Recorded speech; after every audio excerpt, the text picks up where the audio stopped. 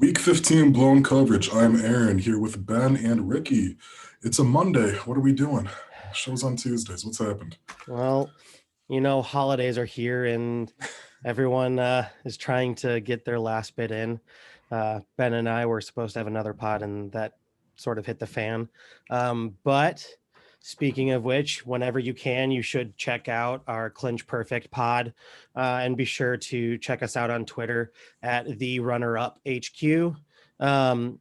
We like to do some live tweeting, especially when it's UFC events. Ben is the meme master. But yeah, let's get on into this. Yeah, as we start, as we always do with NFC North and our Detroit Lions. Fall to Tennessee, 46-25. Tannehill, 5 total touchdowns, 3 of those passing, 2 of them rushing. Big game for him, as expected. I mean, and for Derek. I mean, yeah. Did anybody see this going any other way? No, this I was was hoping exactly it would. this is As we- I exactly mean- what was always going to happen. Yeah. Yeah, I'm our conversation last week was, obviously I'd rather Detroit win, and I could see it have potentially happening, but it wasn't like a strong opinion. Quite frankly, I'm surprised it was only a 3-score game at the end of the day. Detroit got in a bit more offense than I thought they would. Chase Daniel came in, touchdown on his first drive. It's the future of the Lions right there. Is Chase Daniel elite? No, yeah, I think on the Titans side of the ball, like you said, it went exactly as we thought it would. I mean, they punted once the whole game. They had a fumble for a safety as well, but other than that, those are the only 2 possessions they didn't score on. So, I mean, the Lions defense played exactly as you thought it would, and the Titans offense played exactly as we thought it would. So, the first play of their second drive finds a wide open Corey Davis for a 75-yard bomb touchdown right there, and it's like, okay, cool. Detroit gets the ball back. Yeah, I mean, I don't want to single out. Well, I am going to single out one player. I was going to say I don't want to single out one player when the whole defensive unit is so bad. But Tavai for the Lions has to be one of the worst draft picks in a long time because they traded up to take him in the second round, if I'm not mistaken. And when most people didn't have him going until fourth or fifth round. And I think it was one of them where Bob Quinn wanted to prove to everyone he was the smartest man in the room. And the guy runs like he's wearing blocks of concrete on his feet. He is so slow. He's slow in the head as well to recognize things. His awareness is terrible. It hurts. It hurts as a fan watching him play. He is terrible. Yeah, it does hurt. And I know, Ricky, you and I have talked a little bit in depth about the Lions. And it's a struggle. They've looked, to be fair, they've looked better the last 3 weeks than they looked in the previous 12, in my opinion. But that's still not saying all too much.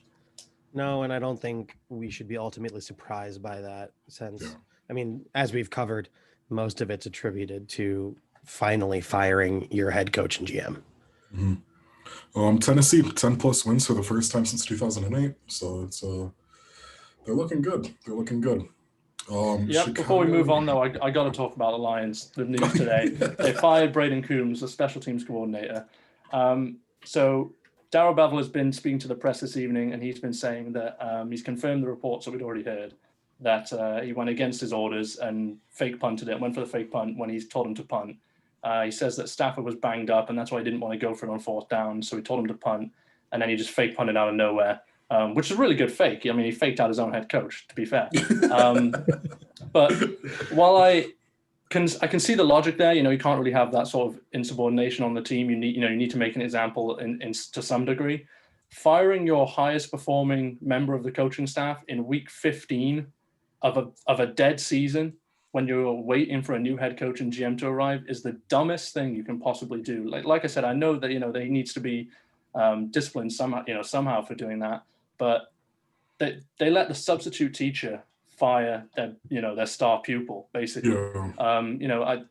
Bevel said today that he went to Rod Wood, who himself said that he's not part of the football decision-making process, but apparently he now is because him and Bevel decided together to fire Coombs. Lions special teams unit was the 4th best in the league up until this point.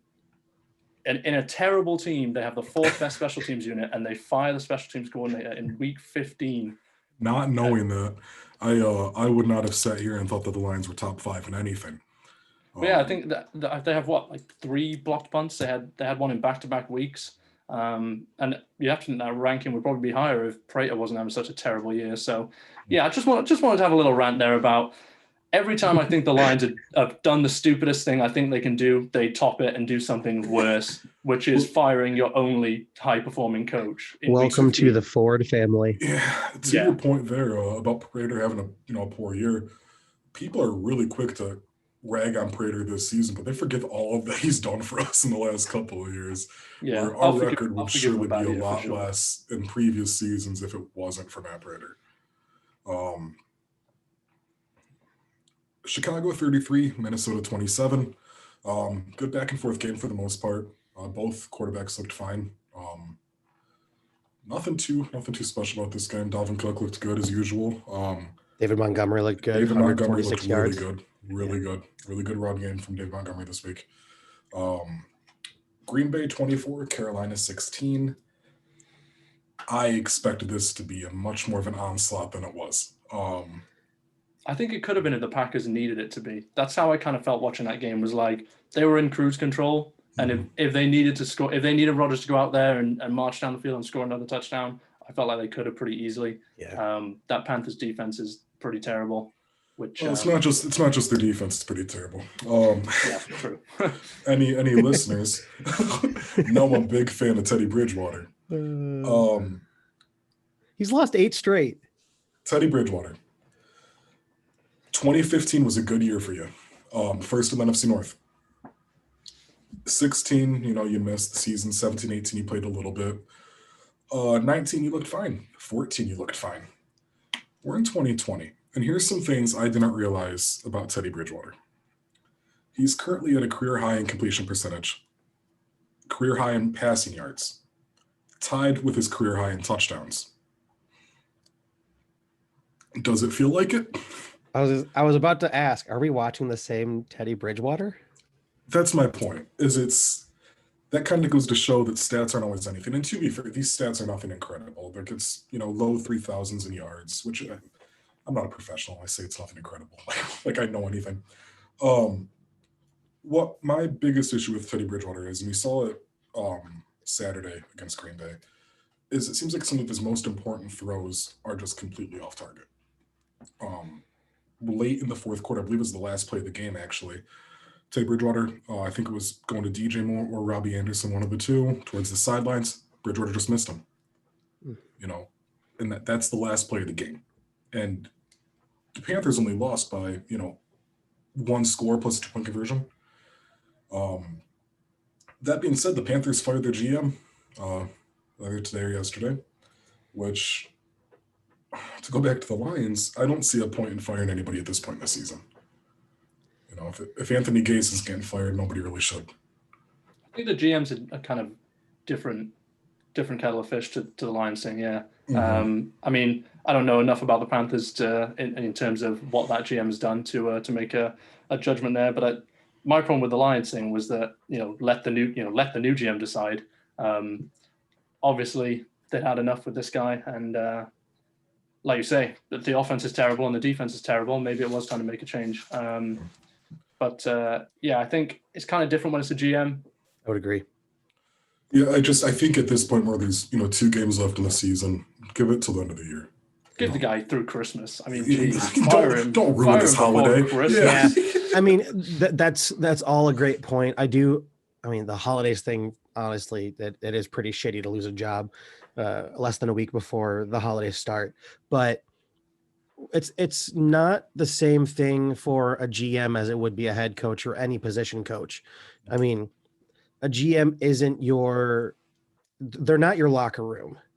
Yes, they are the ones who are looking at the financials. They're the ones that are looking at, is our team performing, and do we have to make a decision on our head coach or any individuals on the team? But it's also a position that it's replaceable any time of the year.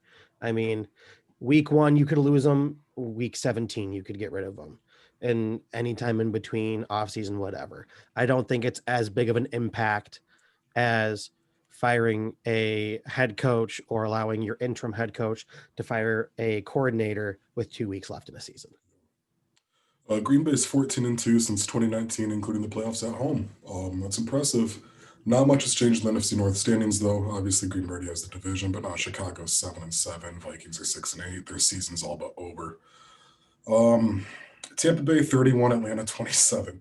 God damn Tom Brady and the Falcons. All right.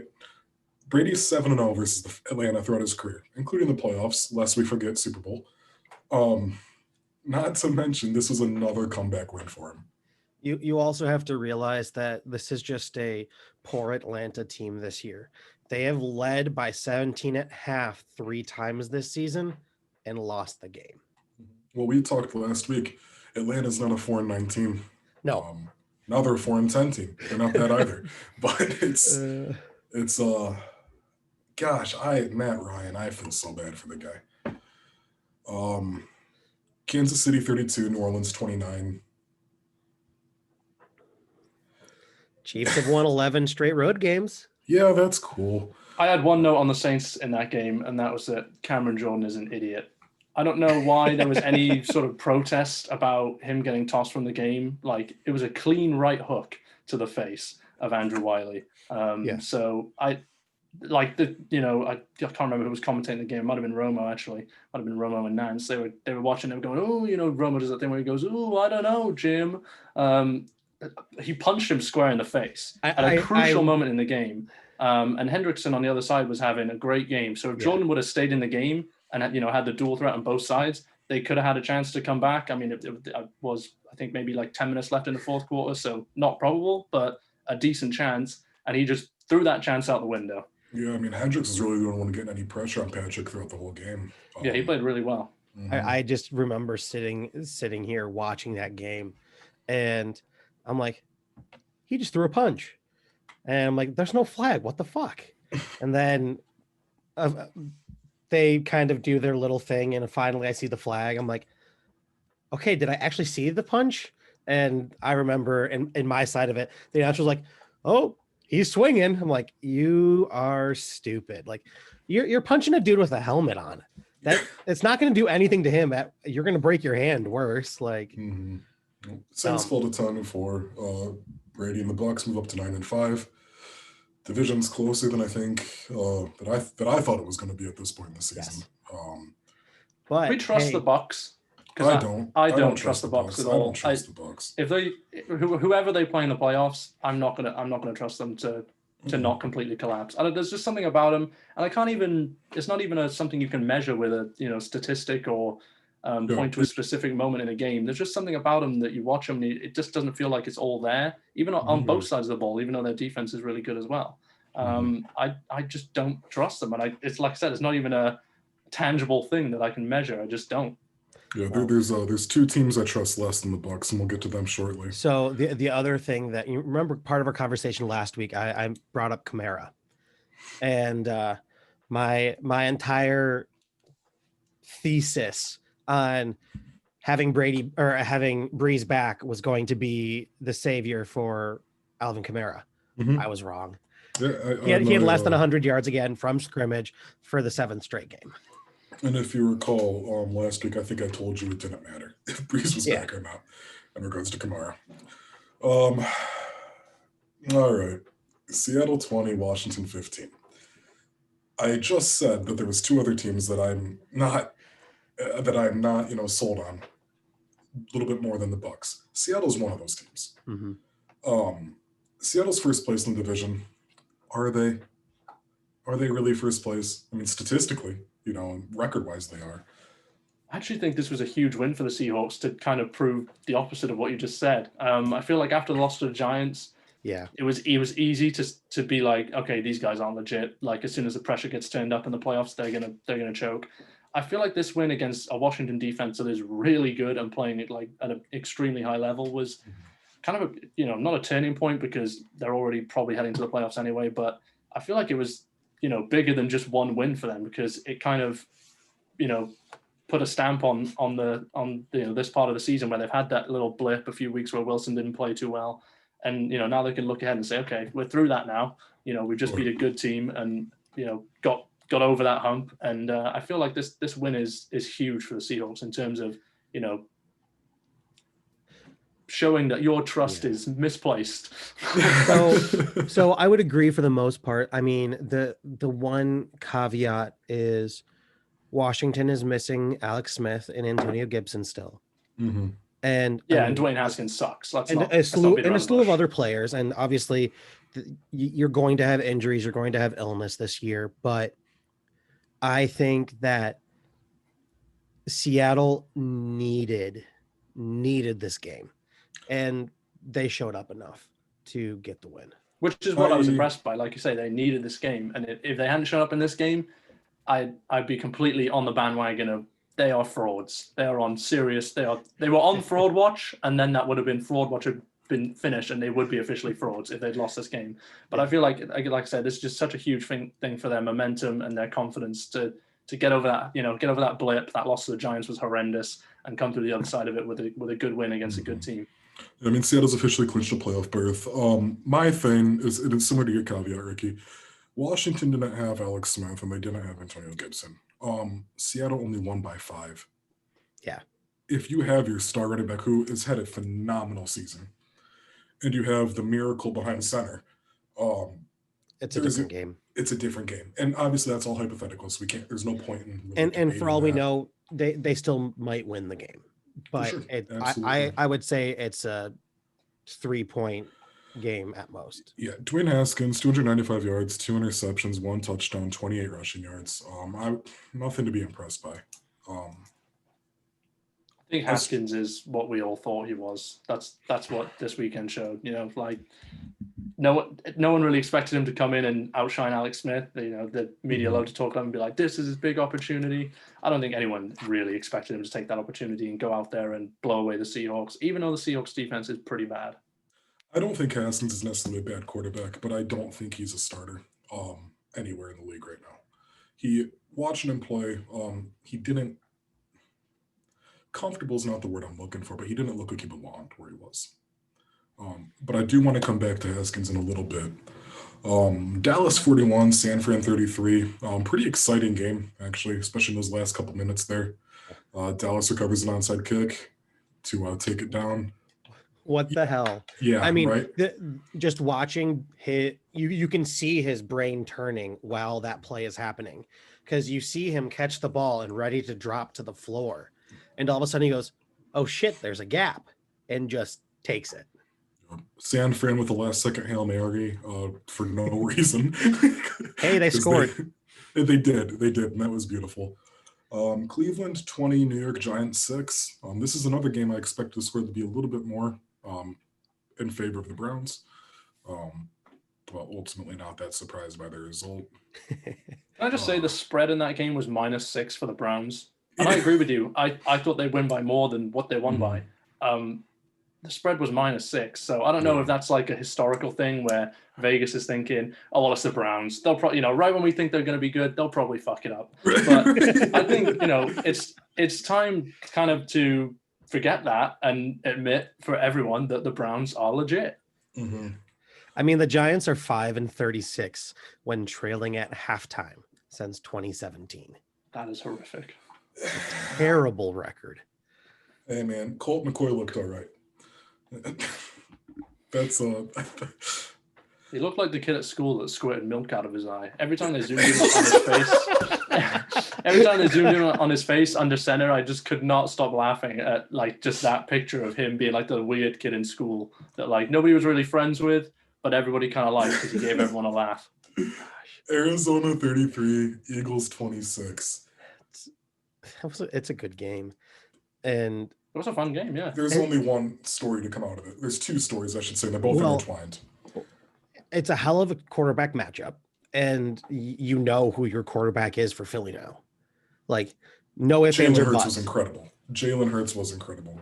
When you're looking at the comparison of Hurts and Kyler Murray, 338 yards, 3 touchdowns passing, 1 rushing, 63 rushing yards, and granted he had 3 fumbles that were all recovered by his team for Hurts, 37.82 fantasy points, and then Murray with 406, 3 touchdowns, 1 rushing, 29 yards, and then an interception and a fumble lost, and 30. I mean, 33 fantasy points. That's he solidified his place. Absolutely. Carson Wentz allegedly has demanded to be traded if he stays as the backup going into next season. I mean, don't I blame don't understand him. what he's unhappy about, to be honest. Like, he's on the bench because he sucked all year. Like, you can say what you want about injuries to wide receivers, injuries to O-line. Yeah, that's, part and parcel of the game. He sucked all year. He was, I think, statistically the 34th worst out of 35 quarterbacks this season to have played a regular amount of games. To be fair, though, I don't know doesn't if it's deserve to fair to play. blame essentially Wentz's whole career on this one season. And I mean, to be in his defense, he has had injury issues in past seasons. When he's been healthy and had a full healthy team around him, he's looked really good. But I think it is time that Philly moves on from Carson Wentz. Yeah, I mean, it's a the easy starting solution. quarterback job in the NFL is not, you don't get it and then, oh yeah, I've got it now. Like, you have to keep performing week in, week out. And not only has he not kept performing week in, week out, he has stunk the place out for nearly an entire season. He really can have no complaints about getting benched. And I've heard some things that he did have complaints about getting benched and was really unhappy about it and thought it was unfair. I don't know, he needs new glasses or something. Washington football team sitting atop at 6-8. Dallas and New York both 5-9. Eagles 4-9-1. So the winner of this division is going to be 500 at best. What happens if the winner of this division wins a playoff game? That's what I want to know. Like, how We're crazy all are people getting going to go over jerseys, that? that's for damn sure. we're all getting Dwayne Haskins jerseys. That's what bet your ass. Are you ready? Oh boy. You almost had me fooled, LA. Rams, you almost had me fooled. You're 9-5. You're second in NFC now. Your losses this season have been close games. I'll give that to you. So have some of your wins. Ricky, Yep. We've said for weeks, the Jets are not an 0-13 team. Correct. We were right. They're a No 1-13 team. These Jets are going 2-14. They're beating the Patriots week 17. Doesn't surprise me. No, One these bit. Jets are not as bad as their record has shown. They are not the worst team in football. So the Rams, supposed to be one of the best teams in football, you lose to the third worst team in football this season. I mean, you say supposed to be one of the best. I don't think anyone believes a team with Jared Goff is one of the best. Ben, you should have been on the show a couple weeks ago. Jared Goff has thrown, or not necessarily just interceptions, he has 37 giveaways since 2019. That is the most in the NFL. You can be spectacular and like the worst quarterback I've ever seen in the space of 5 minutes. Yeah, and I mean when we talk a lot about how the Jets aren't that bad. The Jets have scored on an opening drive in 8 straight games. Oh, I need to bet on them for first touchdown. That's the longest streak in the NFL. I mean, when we look at teams even like Detroit, they frequently do not know how to score, and the Jets have found a way to score in 8 straight games on their opening drive. I mean, that by itself, I think, is essentially proof that they are not even close to the worst team. And it's hard to be close to the worst team in Jacksonville. What can I say, LA? You really let me down. You really proved why you are my second favorite LA team. Seahawks 10-4, Rams 9-5, Cardinals 8-6, and then the Niners 5-9. I think you took back every nice word you said from last week. Oh, and I'll praise them again next week. Buffalo 48, Denver 19. Buffalo clinches AFC the AFC East first time since 1995. They might clinch the AFC. It wouldn't shock me. They did not take it easy on Denver. And I think this is something to kind of comparatively to Green Bay this week. Ben, as you said, Green Bay was a team where if Rodgers needed to go out there and drive him downfield, he could, no problem. Bills were looking like a team that did not want to risk it. And I think that's a great mindset to have going into the playoffs this year. if the Bills don't make it past wildcard weekend, I'd be shocked. Depending who they match up with there on out, we'll see. I mean, the Bills had two receivers over 100 yards in Stephon Diggs and Beasley. This is their first AFC East title since 1995. And ironically, the last two Saturdays that the Bills have won on have been against the Broncos, and they've scored over 40 in both of them and won by over 25 points in both of them. I think the key thing that I took away from that game was what Aaron just touched on about mindset of just keep scoring until the game's over. Because if they come up against the Chiefs in the playoffs, I may not have the exact number right, but was it 7 straight possessions the Chiefs scored touchdowns on against the Texans last year in the playoffs? Might have been 6, might have been 8. I don't know. It was something like that. They scored like 6 or 7 touchdowns on consecutive possessions. And if you're the Bills, you're probably gonna have to go through the Chiefs at some point. You need that mindset. You need to, every time that offense goes on the field, it's going out to get 7 points. The way the league is these days, and especially with the Chiefs, if you're in the AFC, like you need to have that mindset going into the playoffs. I can't see a team without that mindset getting past the Chiefs. I mean, not even that, just Josh Allen is an absolute monster this year. I mean, we talked last week, Ricky, Rodgers and Mahomes versus MVP. Josh Allen is in the conversation. Oh, absolutely. Josh Allen is the funnest player in the NFL by far. Yes, and that's absolutely. Not taken away from how good he is either. He's a great player, but he is the funnest player in the NFL by a mile. Without a doubt. Miami 22, New England 12. Hell yeah, Dolphins. This was a closer game than it should have been. Hey, they eliminated the Patriots from postseason contention for the first time since 2008. That's got to feel good for the Dolphins. That's for the Dolphins especially. I think it feels good for the rest of the NFL. Yeah, true. Yeah, Dolphins sitting at 9-5 now. Still got a chance. Their chance is difficult. Yes. I'll say, because I later when we touch more on playoff, I mean, it's not looking simple. I know they have the Bills week 17, I believe. I don't recall who's in week 16. They have the Raiders next, and then they have the Bills. But they're not getting past Vegas. There's no way they get past Vegas. No, the biggest problem is the Ravens. They're playing the Giants and the Bengals next. What are you talking about, Rick? The Giants and Bengals are amazing teams. Oh, Bengals are going to kill the Steelers tonight. Steelers are on the downhill, man.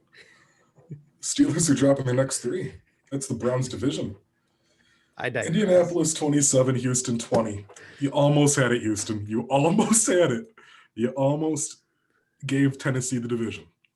Came down to a 2-minute warning touchdown, I believe, by Phillip Rivers to Pascal. It was a better game than I was expecting. I mean, for this season with Houston, Deshaun Watson still had a pretty good year. He has had nine games where he's thrown at least a touchdown without an interception, but I just cannot wait for some more pieces to get put in place and to actually have a competent coaching staff. I mean, I think it's fair to say Deshaun Watson is now officially the Matt Stafford of the AFC. A great player. You look at his stats. I mean, this season, over 4,000 pass yards, nearly 400 rush yards, 30 total touchdowns, 6 picks, and he's 4-10. He's got 30 total touchdowns to 6 picks, and he is 4-10. Bill O'Brien should be arrested. Lock him away and don't let him near any NFL team ever again. You got to keep in mind, too, he lost his best wide receiver going into the season. He lost his second best wide receiver 3 weeks ago. And I think Hopkins is the best receiver in the league. I've been saying that for a few years now. Yeah, no, that is I think a Hopkins strong is case top, to make. Top 2, and he's not 2. Baltimore 40, Jacksonville 14. Everything I expected. Yeah, no, Jacksonville is the worst team in football. AFC North, as of right now, Steelers still sitting at 11-2, as the Bengals and Steelers haven't played yet tonight. Browns 10-4, Ravens 9-5, Bengals 10-1. AFC South got Tennessee and Indianapolis at the top at 10-4 each. Houston 4-10, Jacksonville 1-13. Jacksonville's, and we got to just touch on this though before we before we move on from them, they are by far the most attractive proposition for incoming GMs. I think there's now, with Carolina, there's 5 or 6 teams looking for a new GM. The Jaguars are by far the most attractive proposition by a mile. They have 2 first-round draft picks. One of them's probably going to be Trevor Lawrence. And then they have a shitload of cap space next year. So, you could build a pretty good team there if you know what you're doing in, the space of time that the Bills have under Josh Allen. That being said, if Jacksonville, as they take the number 1 pick, as I'm assuming they will, right now they are slotted to. Yeah. Right now the Jets would have the number 2 pick if the records both end like 1 and whatever, as things currently stand. Jacksonville has to take Trevor Lawrence. Yes. Oh, no question. Absolutely. I know Ricky and I have talked about the last couple weeks. I love my Jets. I didn't see it actually happening. But Trevor Lawrence just makes way more sense in the Jags than he does the Jets. Yes. It's not yet time to give up on Darnold. Chargers 30. Vegas, I have it written down as 2. That was not 27. the actual result. 27. I saw that, and because it was a Thursday night game, I kind of forgotten about it. So when I was looking through your notes, I was like, 30-2. Damn, did I fall asleep for that? One safety, and that's it. Overtime field goal, right? I believe. I believe both teams scored in overtime. It was an overtime field goal for Vegas and a touchdown for the Chargers. Yeah, that never happens. Both teams scored in overtime, never happens. Chargers, Herbert, 7 games with 300 passing yards. Rookie record. He has 2 records from this week alone. What's the other one? He has the most games with 300 or more passing yards as a rookie. What did I say? And That's then he the same has thing. most passing touchdowns by 27 compared to Baker Mayfield. Gotcha. Oh, okay. So there's that one as well. Damn. Yeah. But I was going to say that it was tied with Andrew Luck. Yeah. And then Gotcha. my mind paused. Yeah, I know. Herbert Happens looked to the rest great. of us. Herbert looked great. I think he Brady. has looked great from like most of the season. There's been a few for blips sure. in there, obviously, but you kind of expect that with a rookie. And We are big on yeah. Herbert here at the runner-up. Sure are. Now, another team that we don't necessarily agree on. Ricky, for the 4th week in a row. The Raiders. What are your thoughts, bud? No. They're not good? Hell no.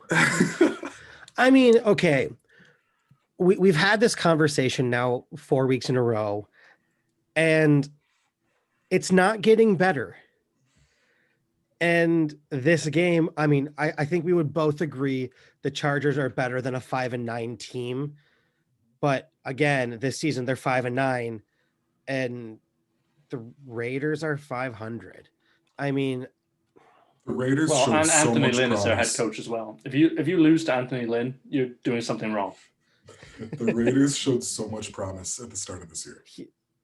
They were looking so good. When they beat the Chiefs, I thought they might be good, but yeah, they're That was a way fluke. past fraud watch. They that's a they're fluke. officially frauds.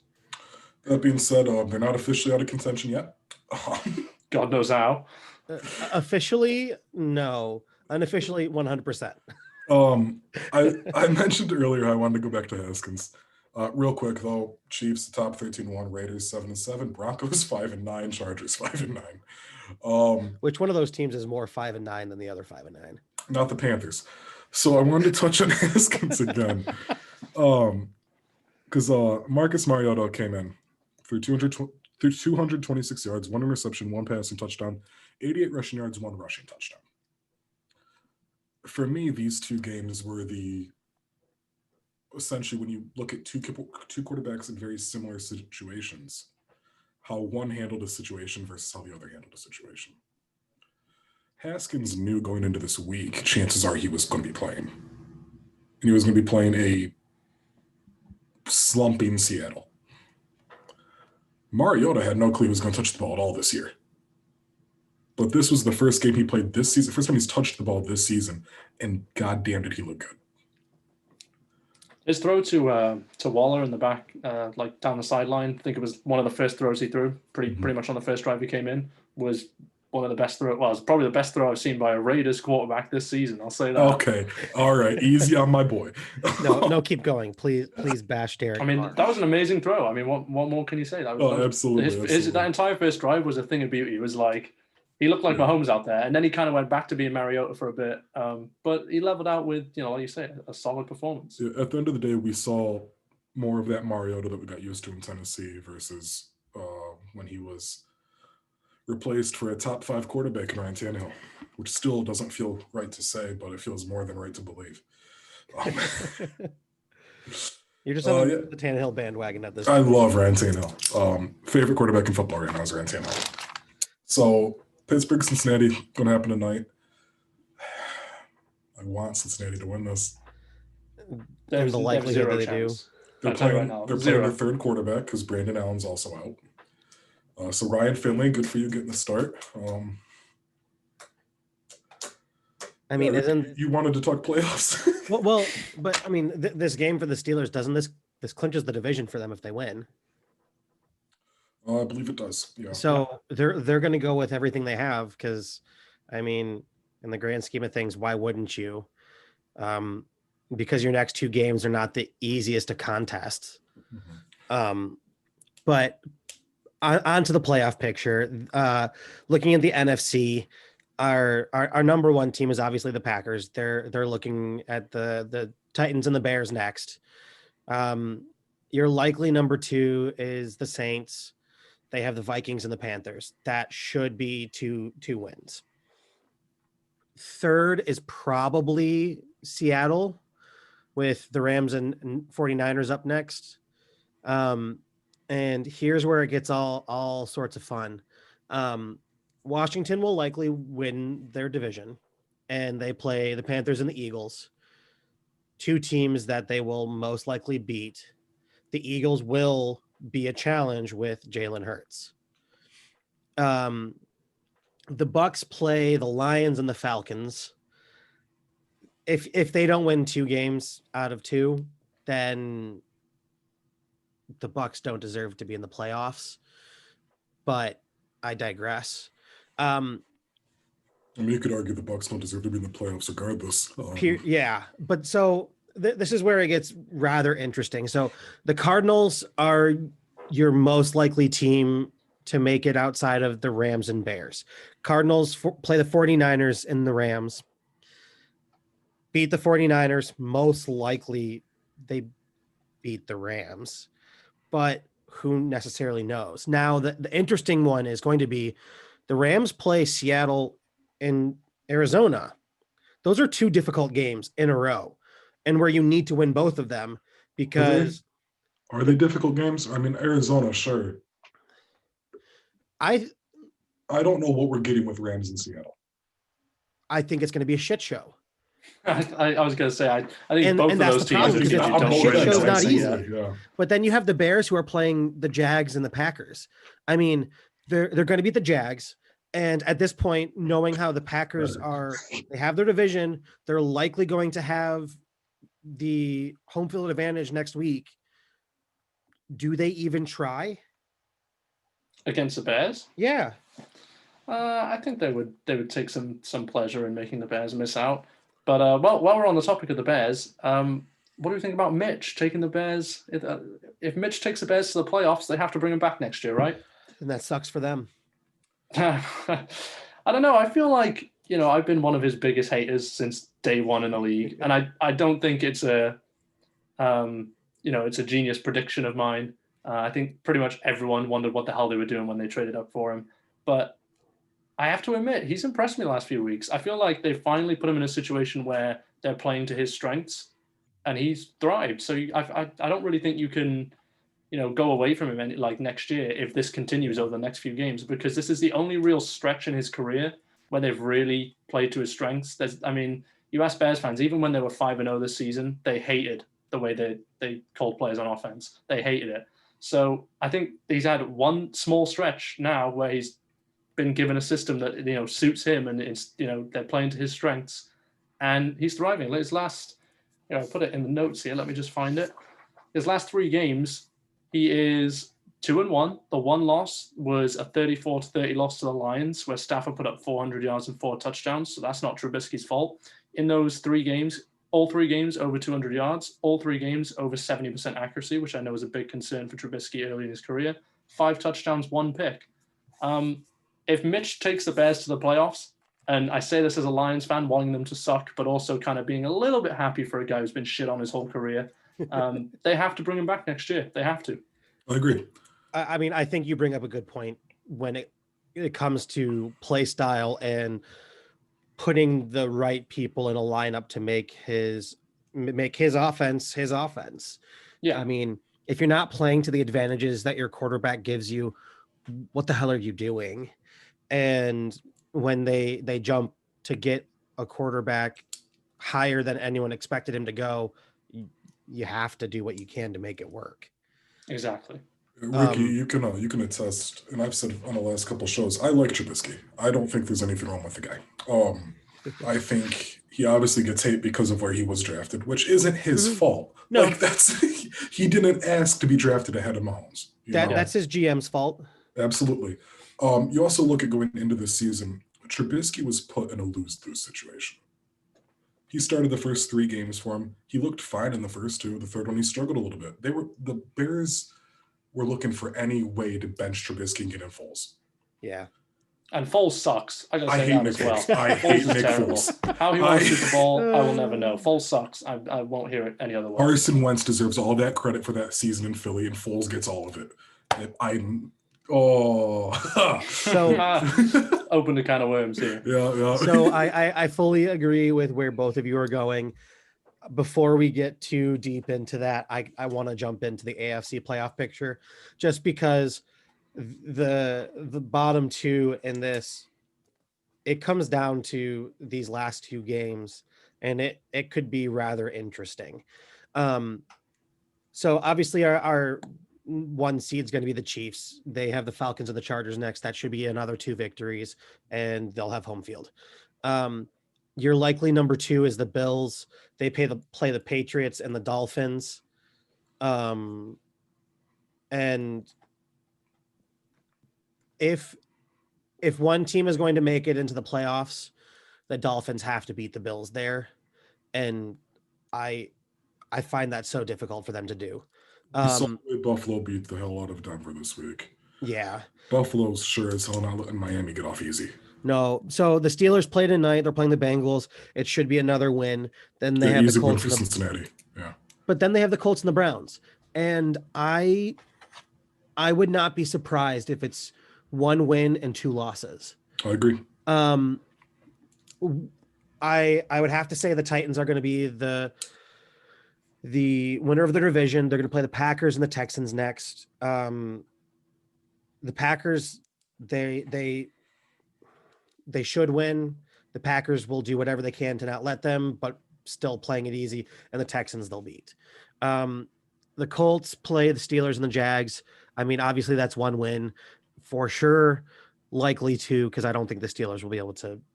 I don't think the Steelers have. Well, I think that's what is going to decide the AFC South is Week 16. Yeah, because it's first and foremost, Tennessee Green Bay is going to be such an awesome game to watch. I'm phenomenal. I'm really excited to watch that game this week. I would not be surprised if that is a high-scoring game. Mm-hmm. That being said, if Tennessee loses there and Indianapolis wins there, that's the it's division. Indianapolis' division. Indianapolis is not losing to Jacksonville, although they did lose to Jacksonville to start the season, so maybe. Yeah. Pittsburgh and Tennessee happens to win or even lose to Green Bay. Tennessee still has the interdivision record.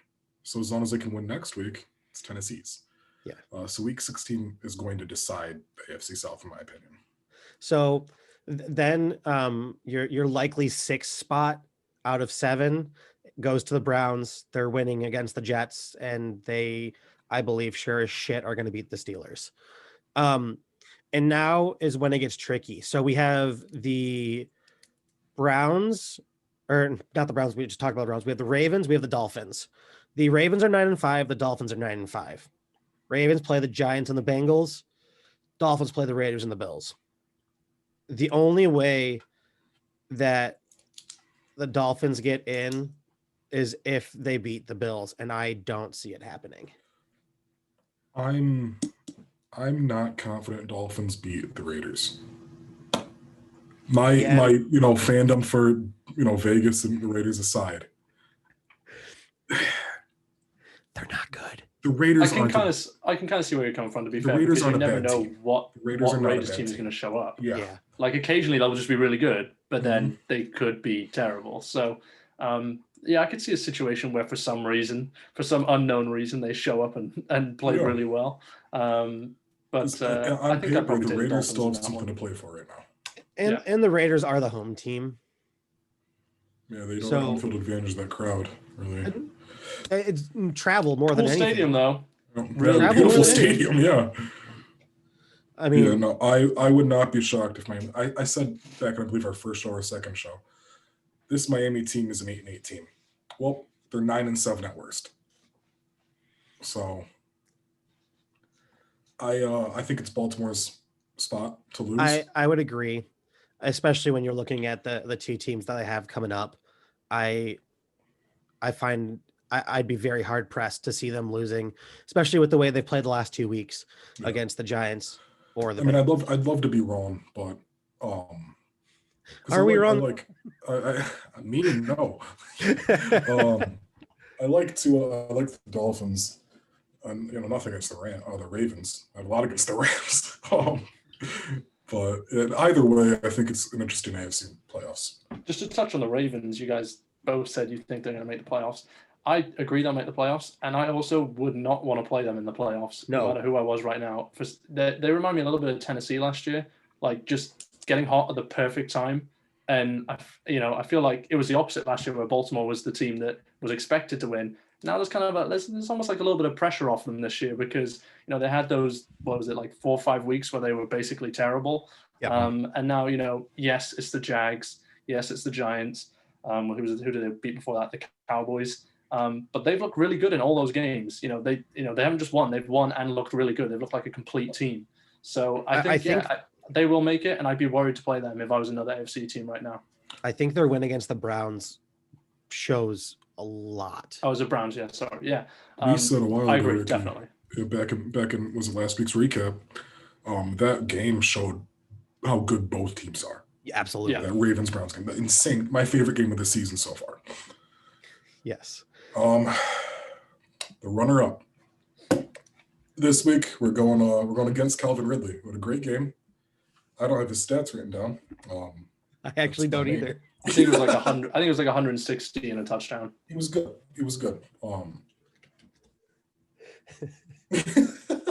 I cannot believe that is the one part that I just decided, I don't need it. I mean, I have my runner-up stats written down. So do I. Yeah. And I have no backups to my runner-ups this week. So if we agree, then we agree.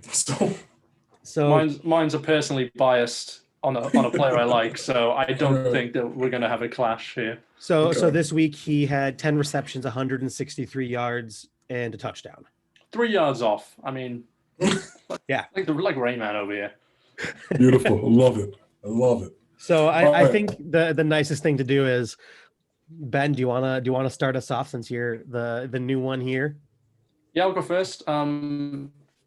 My pick didn't exactly, it's not a stat line that's going to blow you away, but it is Leonard Fournette for the Bucs, and we've talked a little bit about how the Bucs, we don't really trust him. But I've always been a bit of a fan of Leonard Fournette. I loved him at LSU. It's just so fun to watch a guy who can just run through people, like in Derrick Henry fashion, which is what he did at LSU. And I loved him when he was in his rookie season for the Jags. I had him in fantasy football that year. Even more reason to love him. And I feel like all year he's kind of been forgotten about. Like, he had the injury issues when he was with the Jags, and then he came over to the Bucs, and at the start of the year, everyone was like, yeah, he's going to be so good.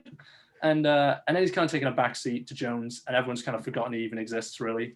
So I think with Jones out, for him to come in this week and get 2 touchdowns, I think he only had like 65 yards from scrimmage, so it wasn't a huge stat line, like I said, but 2 touchdowns in a comeback win from 17 points down for a guy who, like I said, has kind of been forgotten about. I got to give it to him. I got to give him his props, and I'm happy for him as well.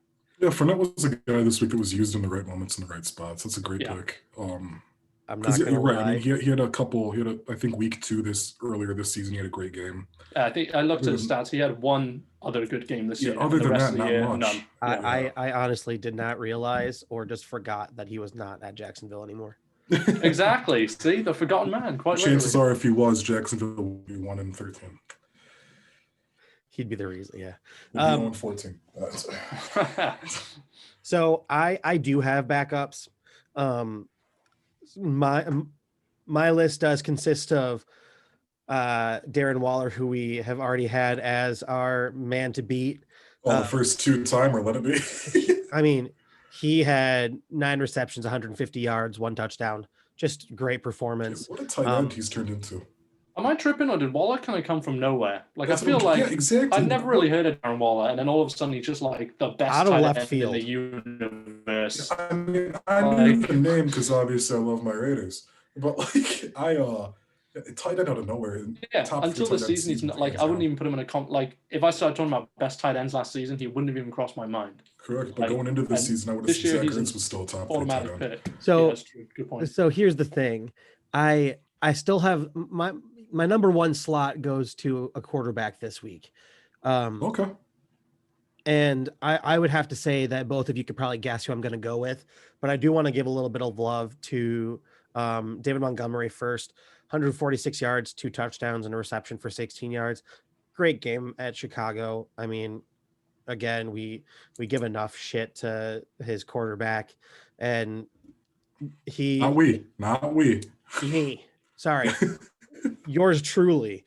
Hey, you can't really as a Lions fan, because he never loses to Matt Patricia. So we fired Matt Patricia so we could beat Mitch Trubisky again. That's the reason we fired him. But I mean, he has had a great season and he had a great week.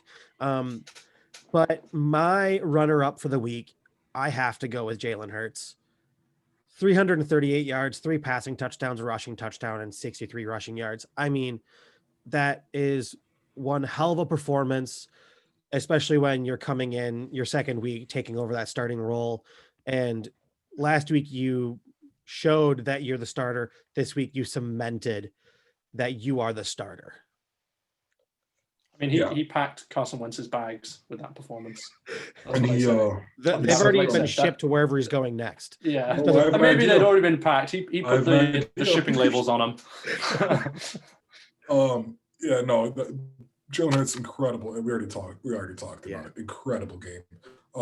My runner-up this week is a guy you mentioned, which, now that I know nobody picked him, I want to give a shout out to Tony Pollard. What a great game. I don't have his stats with me because I didn't have any runner-ups. But I assumed you were going to take him this week, Ricky.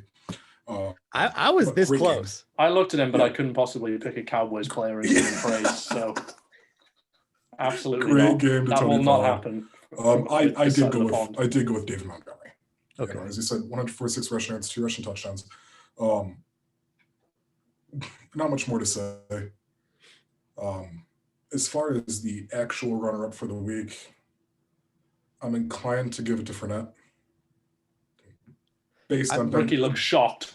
No, I'm perfectly fine with that. I was just pulling up Tony Pollard's stats. I mean, he had 2 rushing touchdowns, 63 receiving yards on 6 receptions, and 69 rushing yards. Mm-hmm. I mean, an overall great performance, and he would have been good to have in fantasy this week. For sure. No one had him in my league. And whispers, he's better than Zeke. It's not taking much this year. That's my point. Yeah. He didn't throw the ball to the other team, so he's better than Zeke. So to Leonard Fournette, good job this week, buddy. We go way back. I feel like a proud dad. Yeah. I drafted him.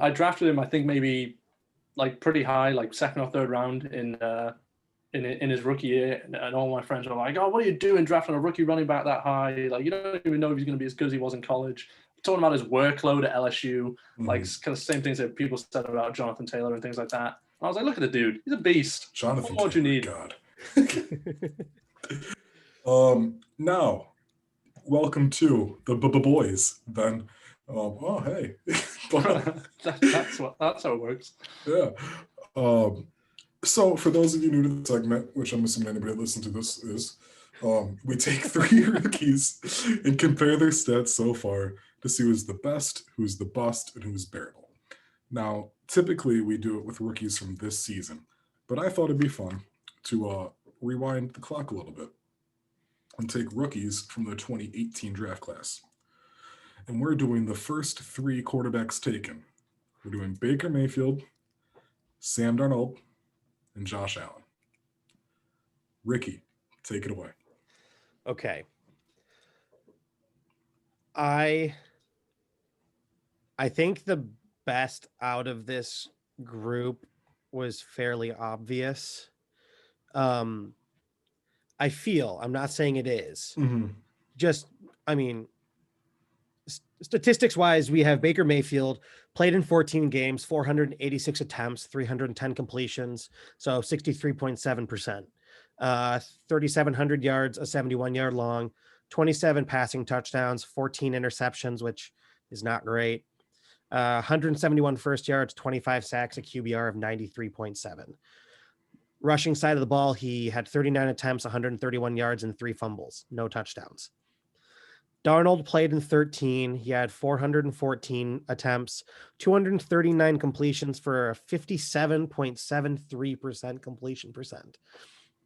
2,800 yards, 76-yard long, 17 touchdowns, 15 interceptions, 131st, sacked 30 times, and he had a QBR of 77.6. Rushing side, he was 44 attempts for 138 yards. He did have a touchdown, but he had 4 fumbles. Now, Josh Allen played in only 12 games, so we're just going down and down for each one of them. 320 attempts, 169 completions for an even worse percentage of 52.8. 2,074 yards, a 75-yard long, 10 passing touchdowns, 12 interceptions, 89 firsts, 28 sacks, and a QBR of 67.9. He had the best rushing out of all of them on 89 attempts for 631 yards, 8 rushing touchdowns, but he did have 5 fumbles. So it's a whole lot of information really quickly. Before you continue, Ricky, I did want to make a point, just in case anybody hadn't picked up yet. We're only using their rookie seasons. We're not using their careers to this point, because that's a very different concept. That's a very, very different conversation. Mm. Rookie season only. I think my bust was the most difficult one to decide on, and I went with Darnold. And I would say he and Josh Allen were fairly comparable when it came to passing side of things. Josh Allen's rushing game is what took him to the bearable point. I think the most obvious choice for best had to be Baker, just because of, I mean, he's 1,000 passing yards over. He's 10 touchdowns more. He has 1 less interception than Darnold and just 2 more than Allen. And overall, I mean, his QBR is 20 more than either of them. Just difficult to choose. Sure. Can I surprise you, Rick? Yeah. I agree with you 100%. I have the same order. I have Baker as the best. He threw 14 picks, obviously not great, but he also threw 1,700 more yards than Allen and 900 more than Darnold. I have Allen as bearable because, for the same reason that you said, his rushing ability meant that, even though the passing game he was kind of terrible that year, they could still win with him because of that rushing ability. And then I have Darnold as the bust. And I have Darnold as a bust for a few reasons. And one of them is entirely selfish and not based on stats or logic. One of them is that when he threw a pick 6 to Quandre Diggs on the first play of his career, that was also the first play of Matt Patricia's Detroit Lions career. And I thought, oh my God, we're going to win the Super Bowl. I thought Matt Patricia was the greatest thing ever when that happened. And then in the space of the next 48 minutes, I'm thinking of NBA season starting this week. In the space of the next 60 minutes of football, all of that was ripped away from me. My heart was torn to pieces. The Jets absolutely blew the Lions out. And so for that selfish reason, and the reason that I think a lot of people talk about Allen's accuracy being really bad in his career, in his early career, but as you just pointed out, Rick, Donald's was hardly better. It was 58% versus 53%. It was barely even better. And unlike Josh Allen, he's also boring. Josh Allen is at least fun, even when he's bad. So for completely selfish and nonsensical reasons, I got Baker as the best, Josh Allen as bearable, and Darnold as the bust. Something to touch on too. Obviously, Baker drafted 1st overall. Josh Allen drafted 7th. Darnold drafted 3rd. The Browns were 7-7 in those 14 games Baker started. Buffalo was 5-7, and the Jets were 4-9. But boys, but boys, we all have the same order. Nice. Wow, that was Which amazing. it's nice for you and I to be back on the same page here, Ricky, because last week Yeah, we last were week not. did not go that way. And Ricky, you touched on it. Neither of these. The reason I wanted to do a throwback, right? Because I think at least you and I are, Ricky. Ben, I can't speak for you here. We're in agreement that Sam Darnold hasn't exactly had the best team around him. So it's the Jets are not in a position where they should be giving up on Darnold yet. That being said, the reason I wanted to do like a throwback edition of the Boys was to kind of see where things are and how much of an overreaction this is based on the season. I mean, if we're comparing it to the rest of their careers, I would only switch 2 spots. I agree. Allen and Baker. I would just flip-flop Baker and Allen. Absolutely. But the thing is that the bust and Bearable was a bit of a struggle to decide between the two. Yeah, I think it would have been easier to call Allen the bust based on rookie season alone. I mean, he threw 5 touchdowns and 10 picks. Mm-hmm. That is horrific. But at the same time, I mean, you could see signs of things that they could refine out of his game and make him a lot better. Whereas I feel like that ceiling was not on show as much for Darnold. And, you know, as we say, when you play for the Jets, it's kind of hard to show off your ceiling. But hard to show off the ceiling when that's that how I ceiling's the looked at floor. it. Yeah, exactly. It's hard to be on the Jets when all anyone thinks about is a butt fumble. Yeah. Yeah. But no, Ricky, the reason that you took Allen as Bearable is the same reason I did. You know, the 8 rushing touchdowns, 631 rushing yards. For me, that really showed a glimpse into the future of what the quarterback game would become, which is really neat. Hey, look at that. We all agree. Ricky, you had a question. Yes. So the big thing of this season is we've already seen a bunch of people fired, and we expect a fair amount more to happen. What coach either gets that promotion within their team or gets snagged and gets that head coaching job? I have 3. I'm ready to go for whoever you guys don't pick. Oh, I have a few, but I narrowed it down to one for the purposes of this. I have one. So Ben, I'll let you go first. I hope I don't steal yours, but I think I probably will because it's the most obvious one I've gone for. I've gone for Brian Dable at the Bills. How can he not get a head coaching job? I think a lot of people, it's easy to watch the Bills and be like, oh, look at that. Josh Allen's running around like a crazy person again. That's just Josh Allen being Josh Allen. Like their offense is just fun and creative because Josh Allen is being Josh Allen. I think it kind of gets overlooked because of how fun Josh Allen is to watch, that their offense is extremely creative in the way they set up plays for him. He's one of the more creative play designers in the league. And I was looking at their stats. They're 6th in total yards per game, 5th in points per game. Their last 3 games put up 48 in Denver, 26 on the Steelers defense, which we all know is a great defense, and then 34 on the Niners defense, which, albeit they've had a lot of injuries, that defensive coordinator over there in San Fran, Robert Saleh, is another one who's been tipped for head coaching positions. So I think that game in particular said to me that that was like Dable saying he's not the guy, I'm the guy. To not just win, but to put up 34 on Saleh's defense. I feel like he's the obvious candidate, and he deserves a lot more credit than he gets for how good the Bills' offense is. So I kind of want to expand on that because he definitely is in my list. Not only do we see him putting out a show on play calling, but looking at Josh Allen's development. Oh, yeah. I mean, going from a completion percentage of 53 to this year, he's at a 68.69, from 2,000 yards to 4,000 yards to 10 touchdowns to 12 interceptions to 30 touchdowns and 9 interceptions. I mean, that he's acting like a quarterback whisperer. And I don't think that's an offense that's packed with like really elite weapons. I mean, obviously you have Diggs, who's great. Beasley's a good slot receiver. I don't think he's one of the best. So and then you look at the running back, Singletary and who am I forgetting? Awesome. Yeah. I don't really think, other than Diggs, there's no one on that offense that I'm like, well, yeah, they're like a top of the ladder elite player in their position. So I think when you take that into consideration, he's really got Allen, Diggs, and then just good, they're good players, but they're not elite players. So it's not like he's got an offense either that's packed with loads of elite weapons. So I think, he's the obvious, like, top of the list candidate. Okay. I'll go next, because I do not have nearly anything to say about my guy, aside from what we already know about him. And that's easy to see based on the team that he is the offensive coordinator for. And I'm not going to pronounce his last name right. I know who you're saying then. Then I'll let you say it, Ricky. Eric Bieniemy. You got it. That is my guy. That Kansas City offense is something special. There's no other way to say it.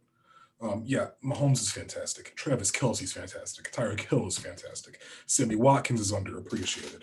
Edwards-Helaire is going to be fantastic. Le'Veon Bell is fantastic. You have weapons upon weapons and upon weapons in that offense, and it shows with what they put up. I would love to see what that guy can do with his own team. And I'm not sure how much longer we got Andy Reid, so it could be Kansas City. The other really impressive thing is for Andy Reid. He currently has 4 former assistants as head coaches right now.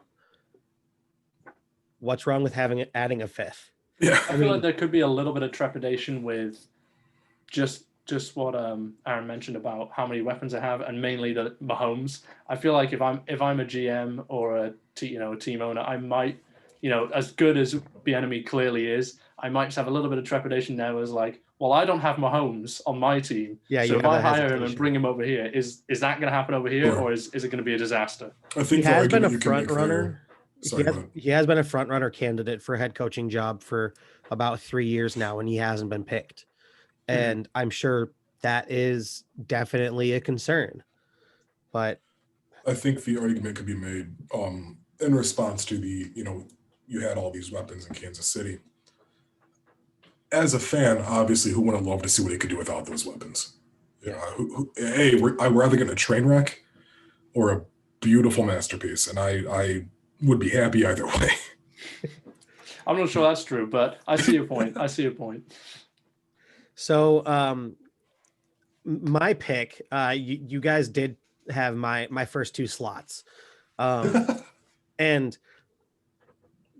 I would say, Ben, you had my number 1, and I would stick by that day in, day out. The one that I think is a little bit more of a sleeper candidate is defensive side of the ball. Jack Del Rio, the Washington defensive coordinator. I mean, his defense is, it's the backbone of their team. And he has shown that he has the ability to go out and find and develop players. Is it time to give him a shot? And hopefully it's not the Lions picking another defensive coordinator to be their head coach, because that got us so far. But I think he has the ability to search for those players. He got some good draft picks this year that have proven. Are we ready to give a defensive coordinator another bump up instead of all of those high octane offenses? All the sexy offense guys. No, I agree with you. I think from a Detroit perspective, you mentioned Detroit. The only defensive-minded guy they'll hire is Salah, because of his roots in Dearborn, I think, in the area around Detroit. But I agree. I would like to see someone like him get a shot, rather than just it seems like everyone's like, oh look, the Cardinals have a sexy young offensive-minded coach. The Rams have a sexy young offensive-minded coach. Yeah, and that it seems like everyone's trying to jump on that train. I'm not going to call Andy Reid sexy, but the way his team plays dare you not? So I think it would be all too easy for everyone to just try and jump on that bandwagon, like you say, and be like, oh, we need the next creative offensive guy. But defense still wins games if you can get it right. Don't hire Matt Patricia, and other than that, I agree. Let's give the defensive guys a shot. I do think the phrase is actually offense wins games, defense wins championships. But I was simplifying it. I digress. We're Lions fans. What do we know? I don't know how winning games or championships works. So I don't know how to spell the Lions are just going to pick up Jim Harbaugh, and we're all going to hate our lives. Yeah, I'll just stop watching if that happens. All right, final question of the week, boys. First and foremost, Ben, welcome to the show. It's been a pleasure having you on this week. Enjoyable being on. Hopefully, many more to come. Thanks for staying up late. Yeah. Yeah, it's only 1:15 here now. I've got 6 hours until I got to get up for work, so it's not too bad. But we'll make this quick for you. The final question this week. And I tried to hold in my anger about Teddy Bridgewater as early as possible. I couldn't do it. Who is Carolina's quarterback 2021 going forward? Go on, Want me Greg. to go first, Ben? Yeah, go. Okay. So Aaron's notes said free agent or trade, and frankly, I don't agree that it's going to be a free agent or trade. They're going to draft a quarterback. They're going to go, or they're going to have a slot early enough that they're going to probably be able to get the third quarterback in the draft. If they're lucky, they'll get Justin Fields. I mean, he should be the second quarterback to go. Not likely they'll pick him up, but if they do, if you want to keep a Cam Newton type offense without Cam Newton, he's your best bet. But honestly, they're probably going to look at BYU's quarterback in Zach Wilson. He is quick with the ball. He has a good pass, and he doesn't just stay in the pocket. He can move around. So that's where I'm going. And if I really have to go with someone that they're going to trade to get or find in free agency, my best guess is Andy Dalton. Dallas is going to keep Dak as their quarterback almost guaranteed. And he's still proving himself to be a good quarterback. And I think that's a fair option. Just to clarify, me saying trade or free agency wasn't like a requirement. That was more so just so like we understand what I meant by the topic. Well, I took it literally. Yeah, well, you shouldn't. You never take me literal. I love the Rams.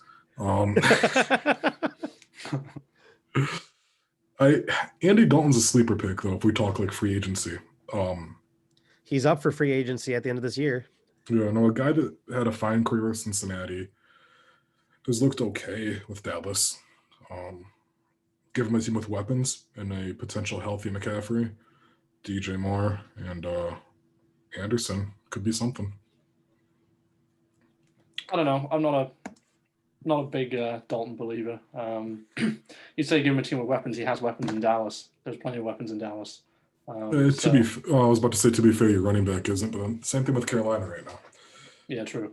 I was in kind of the same boat as Ricky. I can't see them going free agency or trade, just because I think if you do that, I feel like that's a win now move, and I don't think they're in a position to win now. Mm-hmm. If I were them, I'd be looking to draft a guy who can, learn for a year and then take over the mantle maybe, and then in 3-4 years maybe you could be looking at winning. I don't think they're in a position to be trying to pick up a free agent who's going to come in and get them to the playoffs. I just don't think that's going to happen. I think there's too many holes in the team. One guy I was looking at maybe is Mac Jones at Alabama.